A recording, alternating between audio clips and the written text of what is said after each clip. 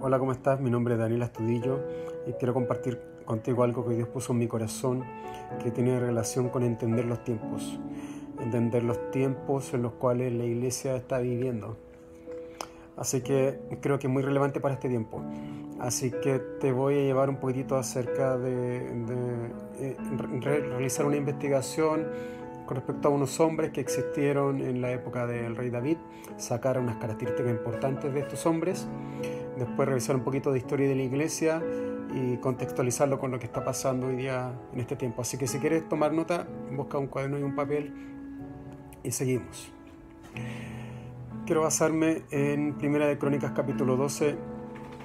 Dice así: estos son los que vinieron a David en Siclag. Está hablando del ejército de David, estando él aún encerrado por causa de Saúl, hijo de Cis, y eran de los valientes que le ayudaron en la guerra.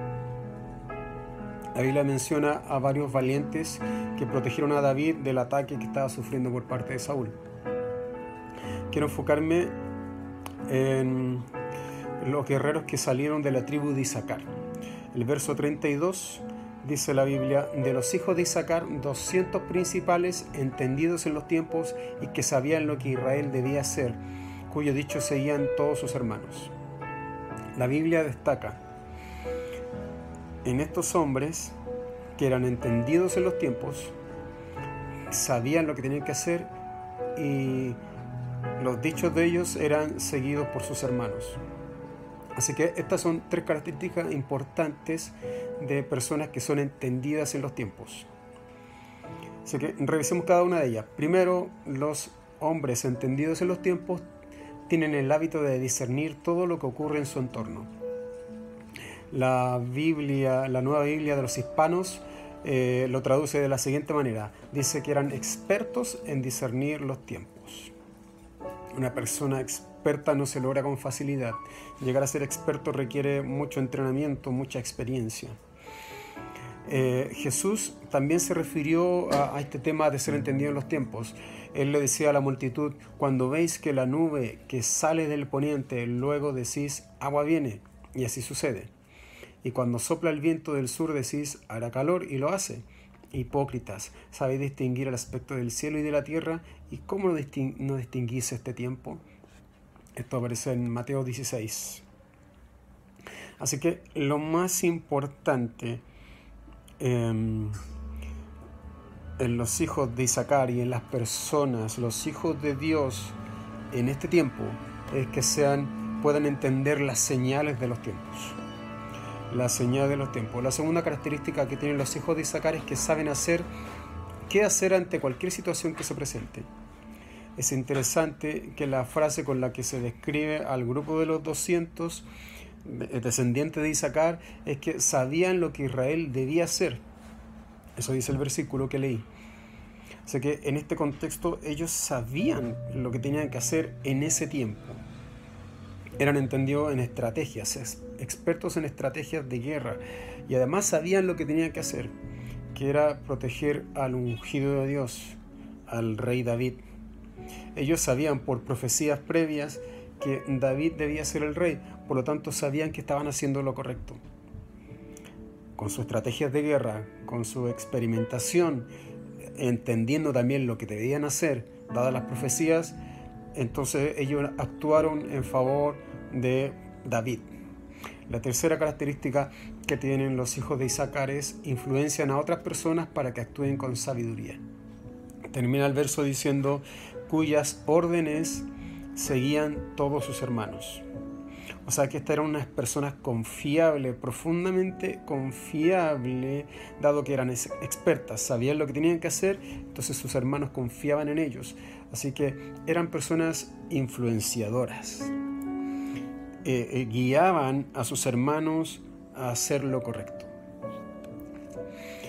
Así que teniendo esto en mente, estas tres características de los hijos de Isaacar, discerniendo bien los tiempos, saber qué hacer e influenciar a otras personas con su sabiduría, quiero llevarte ahora, sacarte un poquitito de esta idea. Luego vamos a volver acá y contarte un poquitito acerca de la historia de la iglesia y en qué momento estamos parados hoy día en relación al tiempo, antes de la segunda venida de Jesús. Así que te voy a hablar un poquitito acerca de las dispensaciones que ha vivido la iglesia o el pueblo de Dios desde el Génesis. Dispensaciones es un periodo durante el cual Dios obra con la humanidad en cuanto a reglas y principios divinos establecidos. Así que la humanidad debe cumplir para tener comunión con Dios y cumplir su voluntad con estas reglas y principios. Es un patrón. Y hay muchas dispensaciones a lo largo de la historia del pueblo de Dios y posteriormente la iglesia. Así que te las voy a enumerar rápidamente. La primera dispensación es la inocencia. Esto ocurrió con el pacto edénico en el Edén y duró un periodo de tiempo desde la creación hasta la caída de la humanidad, hasta cuando Adán pecó. Aquí estamos hablando de la eternidad pasada. No sabemos cuánto tiempo fue esto, así que es eternidad pasada. La segunda dispensación que vemos en la historia es la conciencia, un periodo en el cual solamente la conciencia acusaba a las personas, no existía aún la ley. Este es el pacto adámico, y que viene desde la caída hasta el diluvio. Más o menos unos 1500 años duró esa dispensación. Bueno, luego viene la dispensación del gobierno humano, con el pacto con Noé, que es luego del diluvio, un nuevo pacto que establece Dios con la humanidad a través de Noé, desde el diluvio hasta el llamamiento de Abraham. Ahí pasaron alrededor de unos 500 años. Luego viene la cuarta dispensación, que es la promesa. Es el pacto de Abraham. La promesa de Abraham de que serían en él benditas todas las naciones de la tierra. Y este viene desde Abraham hasta el monte Sinaí, hasta la ley de Moisés en el monte Sinaí, unos 500 años más. Es curioso que la cantidad de años es muy similar. Luego viene la dispensación de la ley, precisamente con el pacto mosaico, que es desde el monte Sinaí hasta Jesús, 1500 años aproximadamente. Luego, en el Pentecostés, nace la dispensación de la gracia que estamos viviendo actualmente, que es el pacto con la iglesia, y que parte en Pentecostés, como decía, y va a durar hasta la segunda venida de Jesús. Aproximadamente desde esa ocasión hasta ahora van unos 2000 años, digo 2000 años contando desde Pentecostés. 2000 años y fracción. La siguiente dispensación que viene a futuro es el milenio, que es un pacto de reino que comienza precisamente con el inicio del milenio hasta el fin del milenio, que son 1000 años. Luego la última dispensación que va a estar viviendo la iglesia es la dispensación universal. Esto ya es un pacto eterno que comienza finalizando el milenio y dura hasta la eternidad. Ya hablamos ahí de una eternidad futura. Todo parte de una eternidad pasada en Edén y va a terminar en una eternidad futura. Pero quiero hacer un zoom, expandir un poquito más la dispensación de la gracia, lo que estamos viviendo hoy día, que es el pacto con la iglesia. Y en términos de historia de iglesia, la iglesia ha pasado por distintas fases. La iglesia tuvo un origen que nació en Pentecostés con la iglesia que leemos en Hechos, una iglesia poderosa, una iglesia sobrenatural. Ocurrieron milagros, maravillas, pero que nunca más se vieron. Imagínate, Esteban, Felipe, por ejemplo, fue traspuesto. En algún momento le estaba predicando al etíope y desapareció, apareció en otro lugar. Cosas así sucedieron en la primera iglesia. Así que la iglesia tuvo un origen. Luego tuvo un deterioro. Después la iglesia está pasando por un proceso de restauración. Y la cuarta fase de la iglesia es el destino. El origen, veamos cada uno de ellos. El origen es la iglesia del primer siglo. Actualmente nosotros estamos viviendo en la época de restauración, pero antes de esto pasamos por un periodo de tiempo de la iglesia que hubo un deterioro. Los eruditos dicen que hubo una edad oscura de más o menos 1000 años. 1000 años en que se perdió el poder de la iglesia del primer siglo y la iglesia cayó en una apostasía y en un deterioro en que se perdieron las bases bíblicas, las enseñanzas de Jesús, el movimiento sobrenatural del Espíritu Santo que tenía la primera iglesia se perdió. Durante 1000 años la iglesia cayó en una edad oscura. Y aquí participaron y bueno, el enemigo, el que está interesado en deteriorar a la iglesia, Satanás, se encargó de apagar eso que había nacido en un principio y lo hizo de la mano de emperadores como Constantino. Constantino era una persona que odiaba a los judíos, así que odiaba tanto a los judíos que él trajo culturas paganas, culturas de Babilonia al calendario. Cambió muchas cosas en el calendario, cambió el calendario judío por el calendario que hoy día conocemos, calendario gregoriano. Ustedes sabían que el calendario que tenemos es profundamente pagano. Es un calendario que se inventó, que viene de Babilonia, que se inventó en base al sol, se mide en base a las 365 días que tarda la Tierra en dar vuelta al sol, pero el calendario que vemos en la Biblia es un calendario lunar.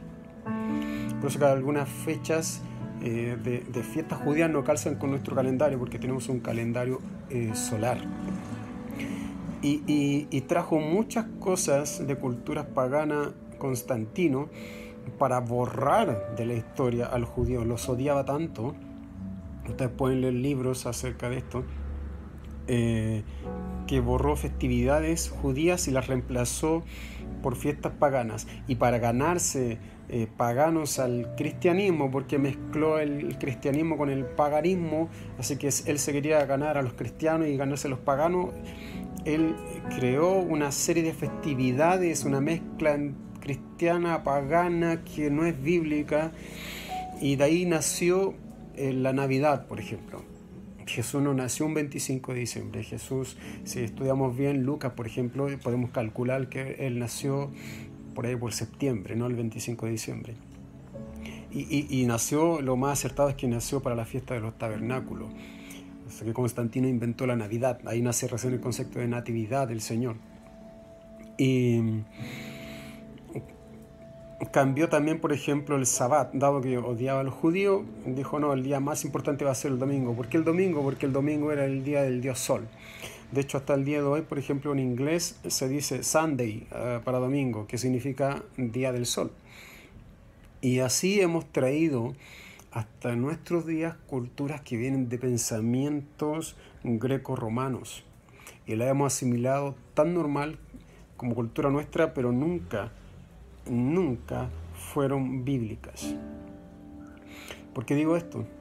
Porque con hombres como Constantino comenzaron a tergiversar tanto a la primera iglesia y las enseñanzas de Jesús, que la iglesia comenzó a oscurecerse, a perder toda la gloria de la iglesia del primer siglo.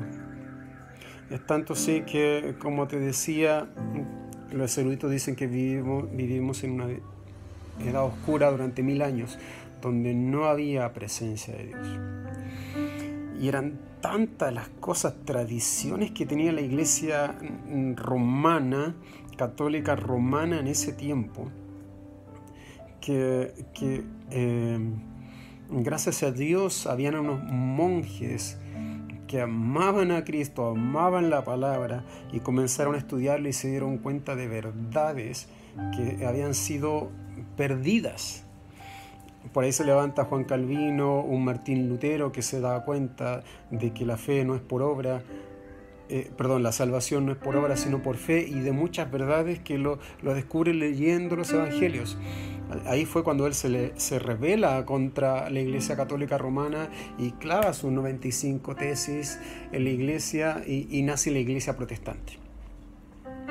Eso fue el año 1517.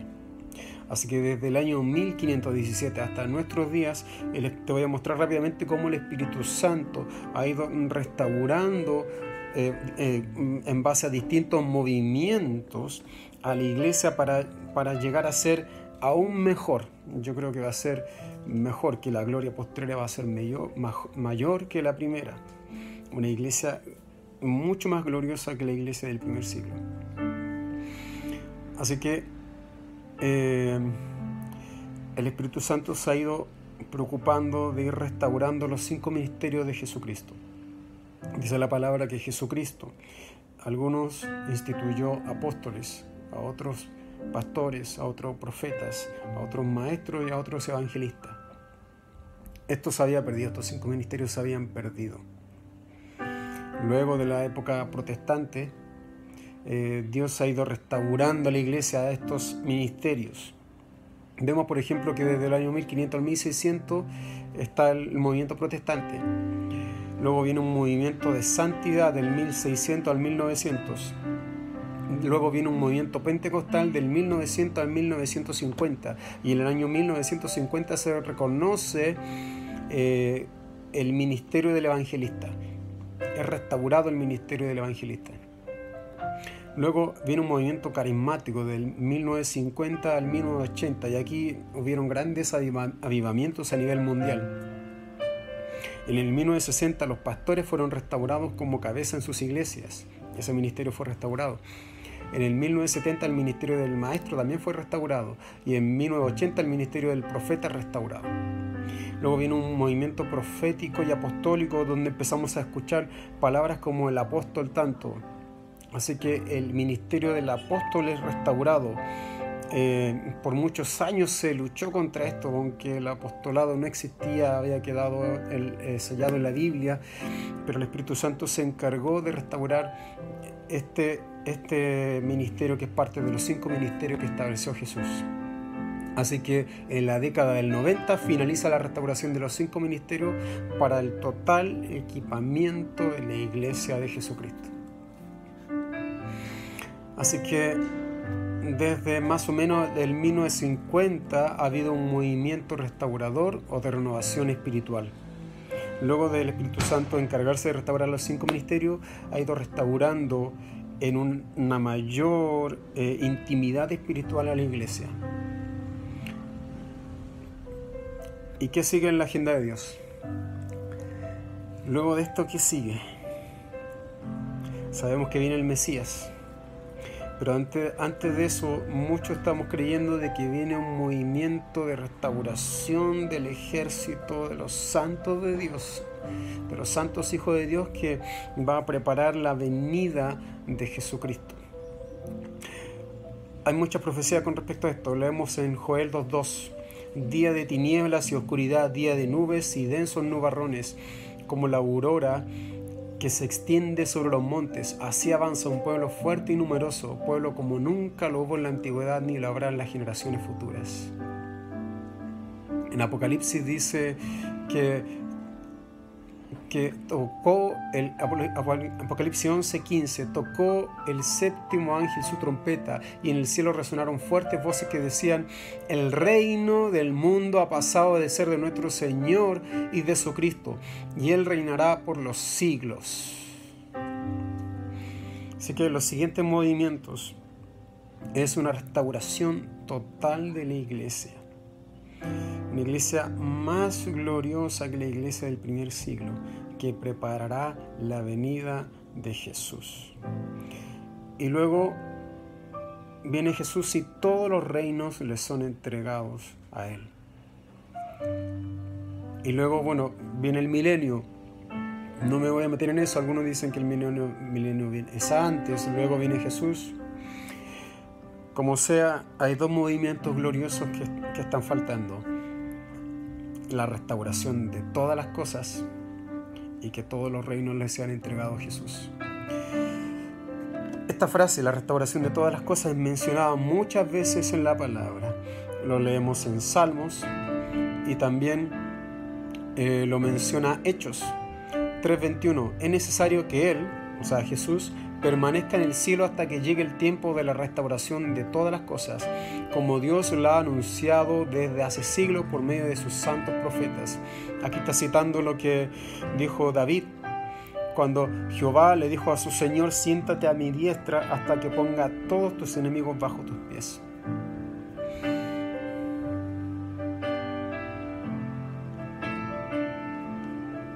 Jesús mismo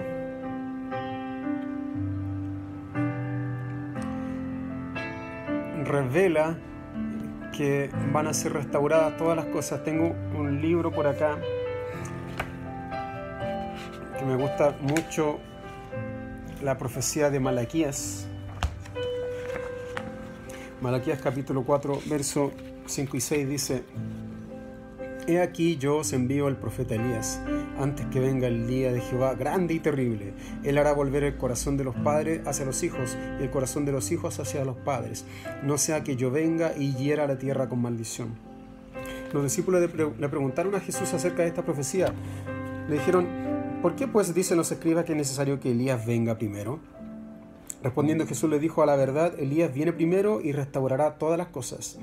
Mas os digo que Elías ya vino y no le conocieron, sino que hicieron con él todo lo que quisieron. Así también el Hijo del Hombre padecerá de ellos. Entonces los discípulos comprendieron que les había hablado de Juan el Bautista. Quiero destacar acá, Jesús agrega algo a la profecía de Malaquías. Se refiere a Elías o a Juan el Bautista como el Elías que vino a preparar el camino de Jesús. Pero Jesús dice: Elías viene primero y restaurará todas las cosas.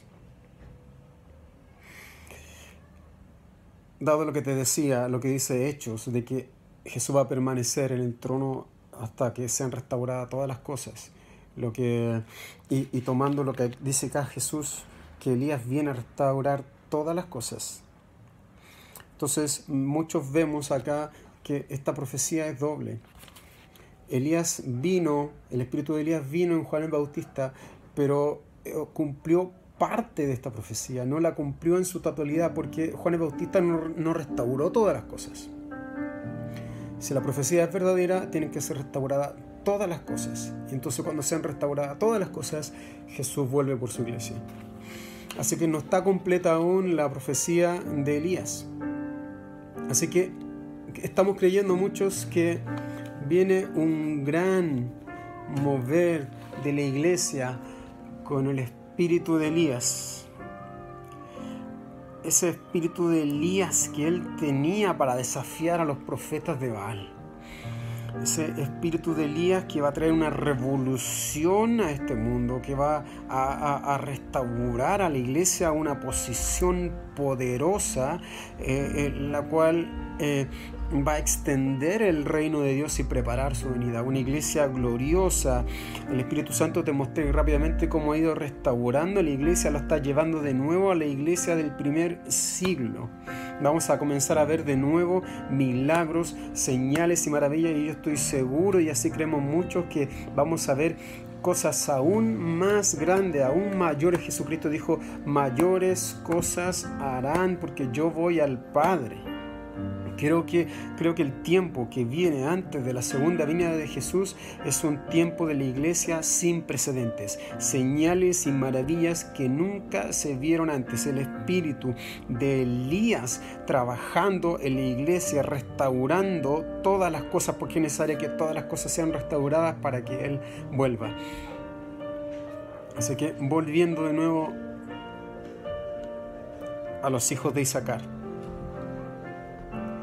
las influencias de los hombres entendidos en los tiempos se hace necesaria hoy día, en esta generación, para que tengamos la mente de Cristo, podamos entender las señales de los tiempos y poder influenciar a otros. Tesalonicense habla acerca de la venida de Jesús. Dice Tesalonicenses 5: pero acerca de los tiempos y de las ocasiones no tenéis necesidad, hermanos, que yo os escriba. Esto lo dice Pablo a los tesalonicenses. Porque vosotros sabéis perfectamente el día del Señor, que el día que el Señor vendrá así como ladrón en la noche. Muchos sostienen en base a esto que no saben cuándo Jesús viene, porque viene como ladrón en la noche. Pero no es lo que nos está diciendo Pablo.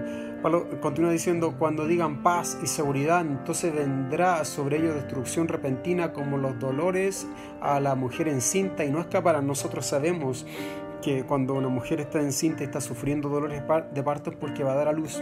Así que por las señales nosotros podemos distinguir que estamos viviendo dolores de parto y pronto daremos a luz a la restauración de todas las cosas y a la venida de Jesucristo. Y dadas las señales, a nosotros no debiera sorprendernos, pillarnos por sorpresa la venida de Jesús. ¿Por qué digo esto?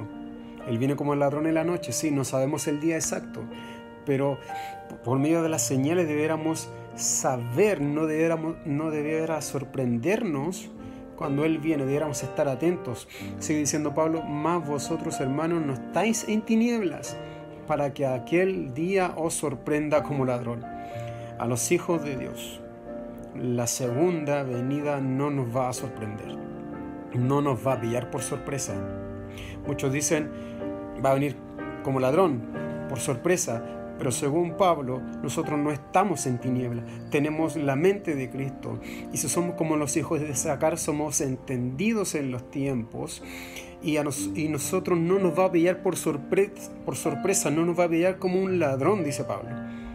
Porque vosotros, sigue diciendo, sois hijos de luz e hijos del día.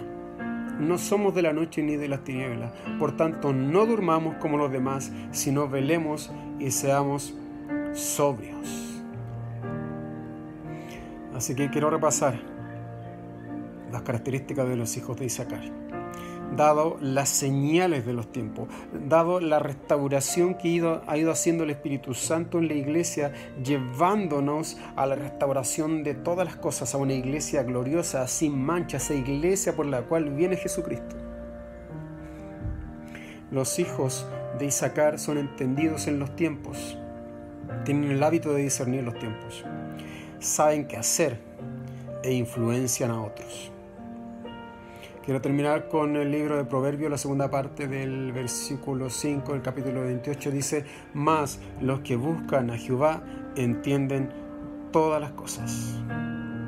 Así que yo te animo, estudia la palabra, crece en intimidad con el Señor, échale un vistazo a Israel y el rol que juega en el último tiempo. Dice Pablo en Romanos 11, échale un vistazo, que antes de que Israel sea restaurado, entrará la plenitud de los gentiles. Y cuando el griego, cuando habla de plenitud, no se refiere a cantidad, sino que se refiere a madurez.